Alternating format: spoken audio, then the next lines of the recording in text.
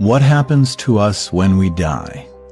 All of us have faced this question at one time or another. Many shrug it off, considering the question unanswerable. The Vedic literature answers this profound question by outlining broad principles that shape the soul's journey after the body dies. It consists of 3 successive stages. 1. The soul leaves the present body. 2. It travels to the location of its next body. And 3. It enters the next body. 1. The soul's exit from the body. Vedic wisdom explains that death actually occurs when the soul permanently leaves the gross material body. At the time of death, the soul normally exits from one of the 9 holes in the body, which the Vedas refer to as the 9 gates: the 2 eyes, the 2 ears, the 2 nostrils, the mouth, and the 2 excretory organs.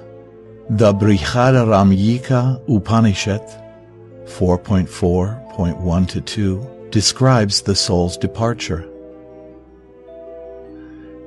At the time of death, the area of his heart becomes lit, and by that light, the soul departs either through the eye, the head, or through other apertures of the body.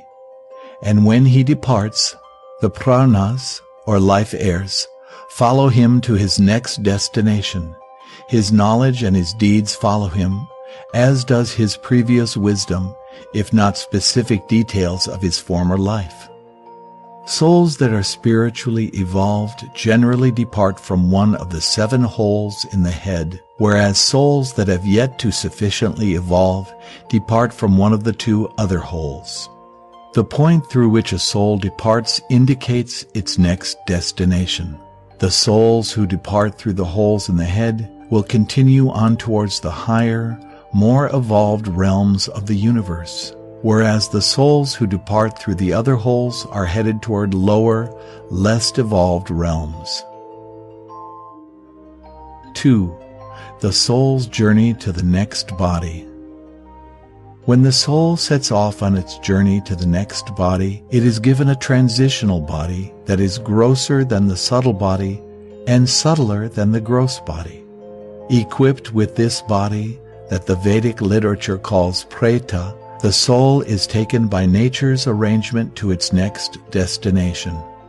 The soul often finds this journey painful because in its present condition it is highly susceptible to pain. To help ease the soul's pain, the Vedic literatures, like the Garuda Purana, recommend that the relatives of the deceased person perform certain activities whose merit cushions the soul's onward journey.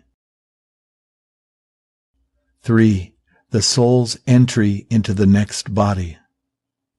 Srimad Bhagavatam 3.31.1, a classic of the Vedic library, outlines one of the typical pathways by which the soul enters the body. The soul is made to enter into the womb of a woman through the particle of male semen to assume a particular type of body. What determines our next body? Which body a particular soul gets is determined by the broad principles that underlie the mechanism of reincarnation. This soul, after having thrown away the old and useless body, makes unto himself newer and hopefully better bodies according to his previous actions, ability, and desires. The Bhagavad Gita 15.8 offers another metaphor to explain how the soul finds its next destination. Just as the air carries aromas, the soul carries its different conceptions of life from one body to another. And as we've already heard from the Bhagavad Gita 2.22, the body is like a piece of clothing for the soul. Reincarnation is therefore something like taking off an old suit and putting on a new one. Just as what suit we wear is usually determined by our taste and our budget, the soul's new suit is determined by its desires, its attachments, and the karma it has acquired.